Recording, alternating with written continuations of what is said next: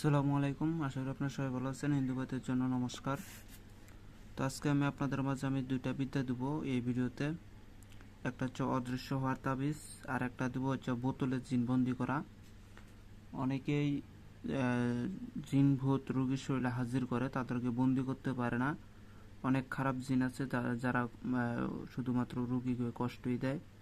তো তাদেরকে আজীবনের জন্য বন্ধ করে রাখার জন্য আপনারা মন্ত্র দিয়ে পারবেন।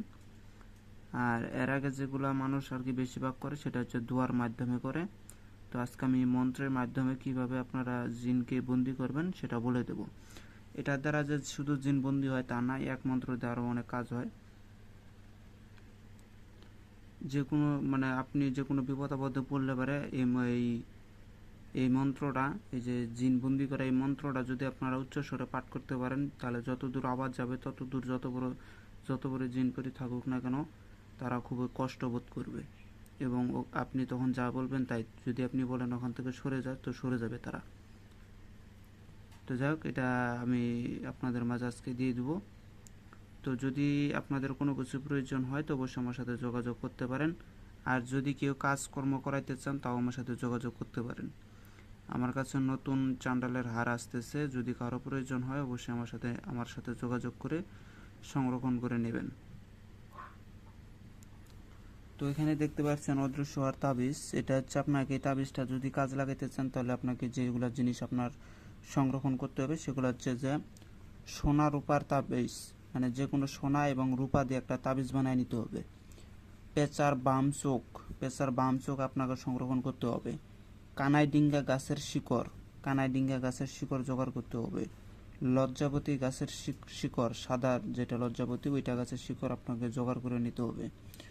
কবরের তাজা বাঁশ, যে কবরে শনিবার মঙ্গলবার একটা লাশ মারা গেছে, তাকে পুঁতে কবর দেওয়া হয়েছে, সে কবর থেকে যে বাঁশ গজাইছে, কবরে বাঁশগুলা দেখবেন যে টুকরা টুকরা করে উপর দিয়ে দেয়। তো সেই বাঁশ যদি একবার তাজা হয়ে যায়, তো সেই তাজা বাঁশ আপনাকে নেওয়ার জন্য বলছে, যেটা কবরের তাজা বাঁশ। আর কবরের পোকা, দেখবেন শনিবার মঙ্গলবারে যে ব্যক্তি মারা যায় সে ব্যক্তিকে যখন পুঁতে রাখা হয়, কবরে রাখা হয়, দেখবেন যে 15-16 দিন যাইতে না যাইতে তার দেহে কিন্তু পোকা আক্রমণ করে, তার দেহটাকে খেয়ে ফেলায়। তো ওই যে পোকাগুলা দেখবেন যে ওই কবরে যে লোকটা আছে তাকে যে খেয়ে ফেলায়, তার বডিটাকে যখন খেয়ে ফেলায়, ওই পোকাটাকে আপনাকে সংরক্ষণ করে নিতে হবে। মেইন হচ্ছে কবরের পোকা, যে পোকাটা ওই লাশটাকে খাইছে সে পোকাকে যখন সংরক্ষণ করতে হবে। আর কবরে তাজা বাস, এই দুটো হচ্ছে মেইন।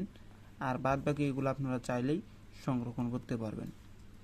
তো এই ছিল এই জিনিসগুলো আপনারা সংরক্ষণ করে নিয়ে সবগুলাই একটু একটু করে ওই লোহার তাবিজে ভরবেন। ওইটা ভরবেন কখন? অমাবস্যা রাত্রেবেলা ঠিক 12টা, যখন মধ্যবর্তী সময় হবে, অমাবস্যা রাত 12টা যখন বাজবে শনিবার মঙ্গলবারে, তখন আপনি হচ্ছে 12টার সময় এই তাবিজগুলা একটু একটু করে দম বন্ধ করে, একদম বন্ধ করে সবগুলাকে একটু একটু করে ভরে দেবেন। দেওয়ার পরে সাথে সাথে মোম দিয়ে মাইরা দিবেন।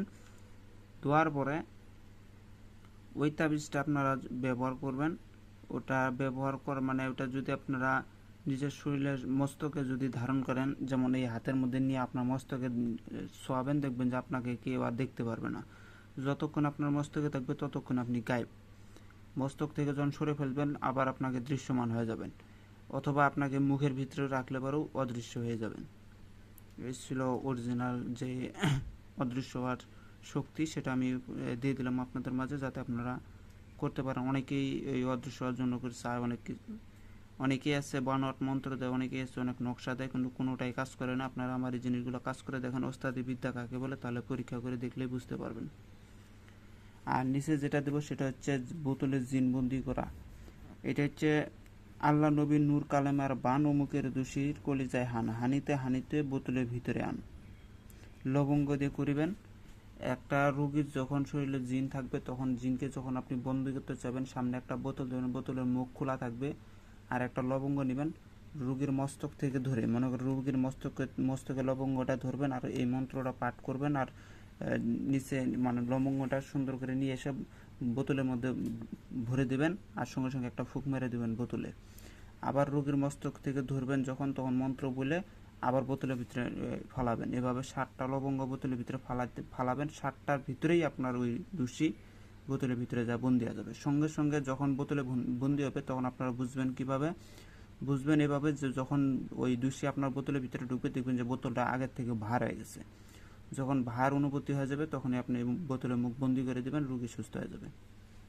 তখন সেটাকে নিয়ে আপনি কোথাও পুঁতে রাখতে পারেন বা তাকে আজীবনের জন্য বন্দি করে আপনার সাথেও রাখতে পারেন, অথবা কোনো জলাশয়ে তাকে ফেলে দিতে পারেন, সেটা আপনার ব্যক্তিগত ব্যাপার। তাহলে এই ছিল আপনার ভিডিও, আপনারা স্ক্রিনশট দিয়ে নেন। যদি ভিডিওটা ভালো লাগে অবশ্যই লাইক কমেন্ট শেয়ার করে পাশে থাকবেন। যদি কারো কাজকর্মের প্রয়োজন হয় অবশ্যই আমার সাথে যোগাযোগ করবেন। যদি কারো নকশার প্রয়োজন হয় অবশ্যই সাথে যোগাযোগ করবেন। বানপুকুরি, ডায়েরি, পিডিএফ এগুলো যদি প্রয়োজন হয় অবশ্যই আমার সাথে যোগাযোগ করবেন। তো সবাই ভালো থাকবেন, খোদা হাফেজ। আর একটা কথা বলে রেখে, আপনারা যদি আমাকে ফোনে না পান তাহলে ইমো হোয়াটসঅ্যাপে মেসেজ দিবেন। ইমো হোয়াটসঅ্যাপে ফোন দিবেন না, প্রথমে মেসেজ দিবেন। মেসেজ দেওয়ার পর রিপ্লাই যখন পাবেন তখন ফোন দিতে পারেন। তো সবাই ভালো থাকবেন, খোদা হাফেজ, আসসালামু আলাইকুম।